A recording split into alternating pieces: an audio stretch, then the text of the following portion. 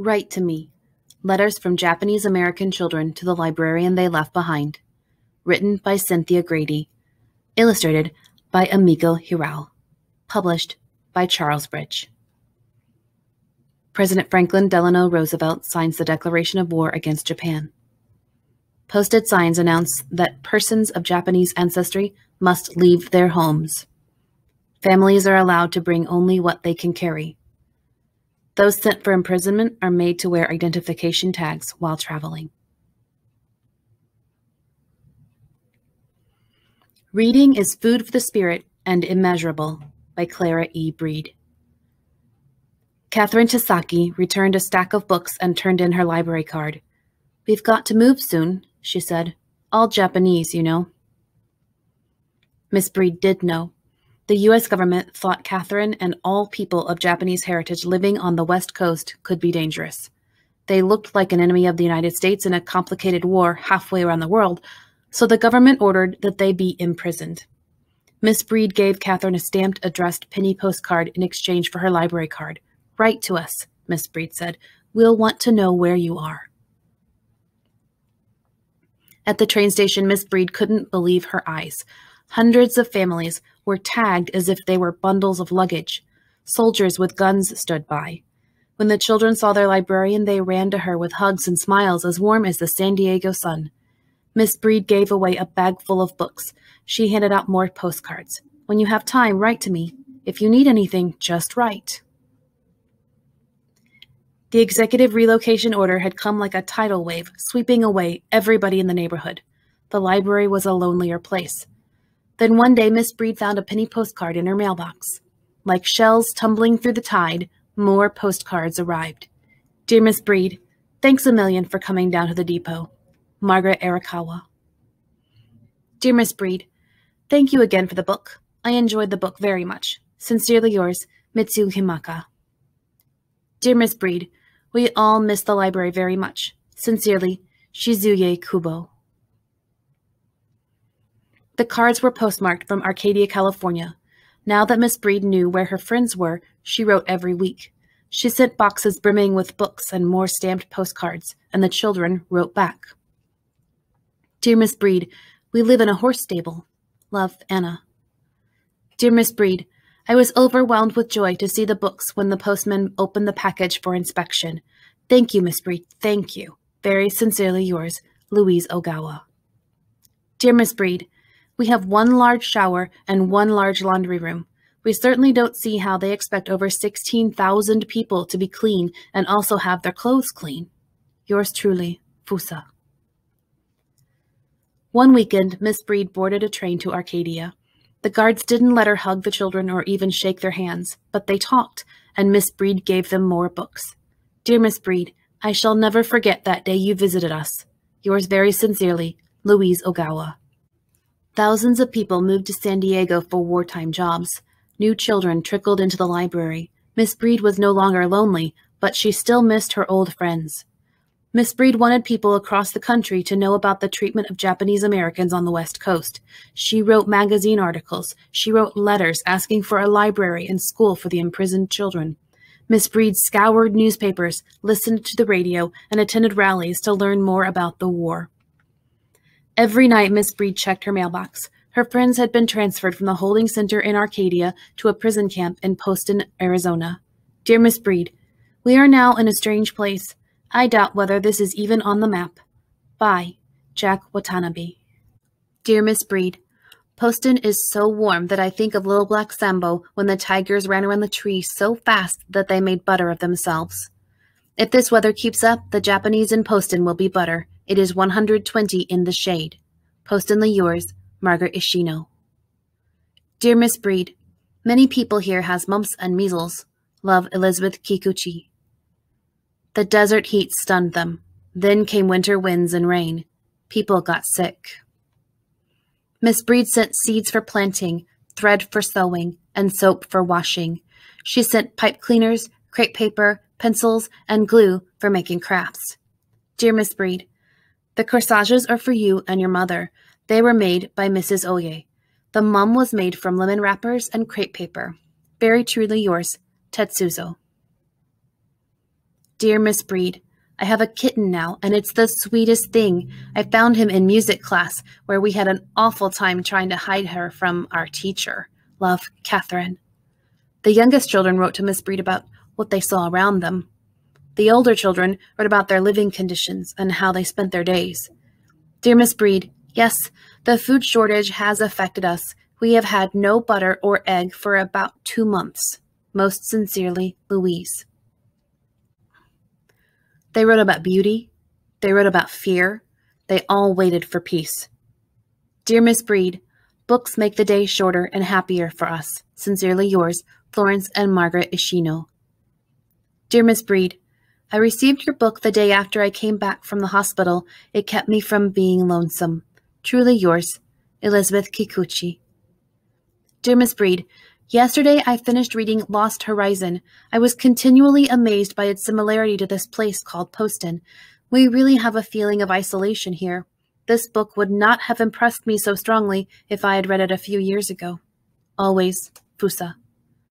Dear Miss Breed, when peace comes again to this world, I should like very much to see the salmon going upstream. After reading Son of the Smoky Sea, I want to go more than ever. Most sincerely, Margaret Ishino. Finally, the war ended. As the Japanese Americans were released from each prison camp, they had to decide where to go. They no longer had homes or farms. Their shops, restaurants, and other businesses were gone. Some feared that they would not be welcome in their old neighborhoods. Some moved to other parts of the country for a fresh start. But others, like Catherine Tasaki, couldn't wait to come home. Home to San Diego and to their librarian. Home to their friend, Clara Breed. Dear Miss Breed, thank you ever so much for everything. Much love, Catherine. Author's note. Clara Estelle Breed was a librarian for 42 years, from 1928 to 1970. She was the children's librarian at the East Branch of the San Diego County Library, which served many Japanese American families when the United States entered World War II. The Japanese Navy attacked the U.S. Pacific Fleet in Pearl Harbor, Honolulu, Hawaii, on December 7, 1941. Many Americans feared, incorrectly, that U.S. citizens of Japanese descent might be a threat to national security. In February 1942, President Franklin Roosevelt signed Executive Order 9066, resulting in the relocation of Japanese, which eventually imprisoned approximately 120,000 Japanese Americans from California, Oregon, Washington, Hawaii, and parts of Arizona. More than half were children. They had broken no laws and weren't charged with any crime. Much of their land and belongings were sold. Approximately 30 children corresponded with their librarian. Miss Breed's letters, books, and small gifts lifted their spirits during the 3 years they were imprisoned in Poston, Arizona. Years later, when Miss Breed packed to move to a retirement home, she found the box of more than 250 letters and postcards she received during the war. She gave them to Elizabeth Kikuchi Yamada, one of the children who had written to her, now all grown up.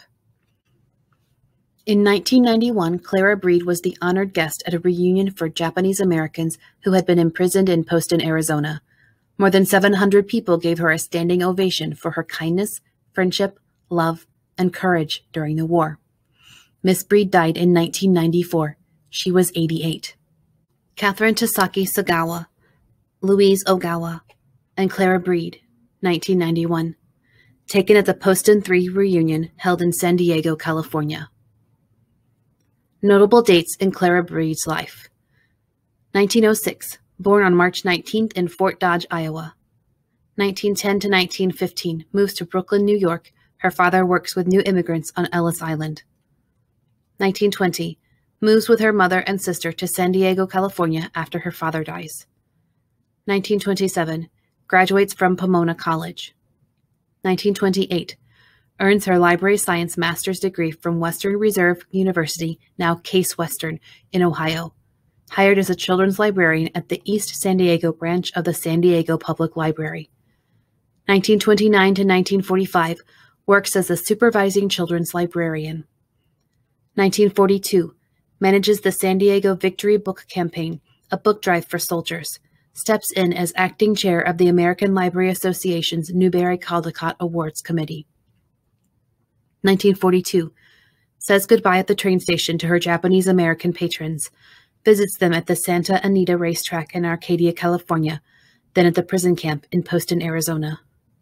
1943. Authors All But Blind in Library Journal to discuss the war, relocation, children, and civil liberties and rights.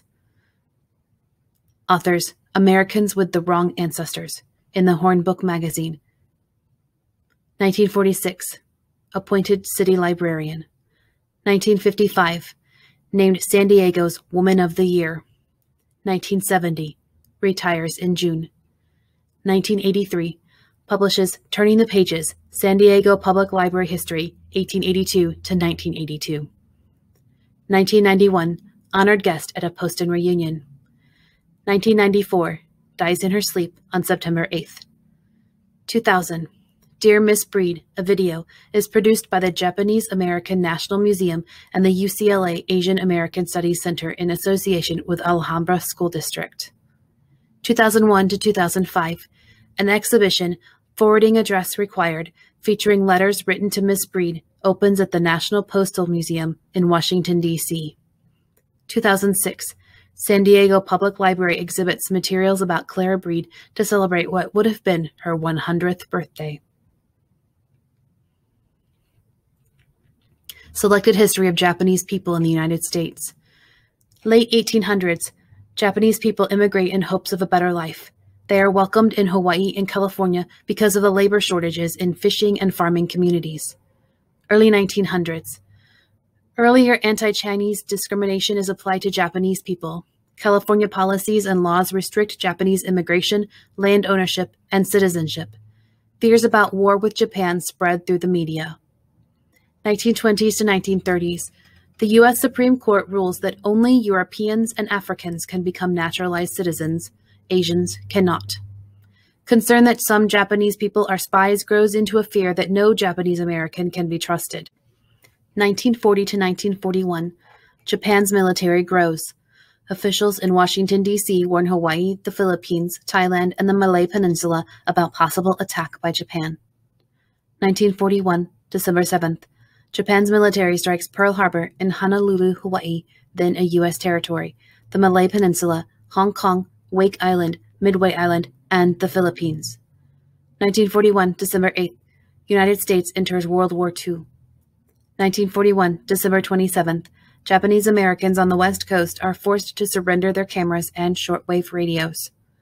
1942, January-February. Hundreds of Japanese leaders are arrested. 1942, February 19th.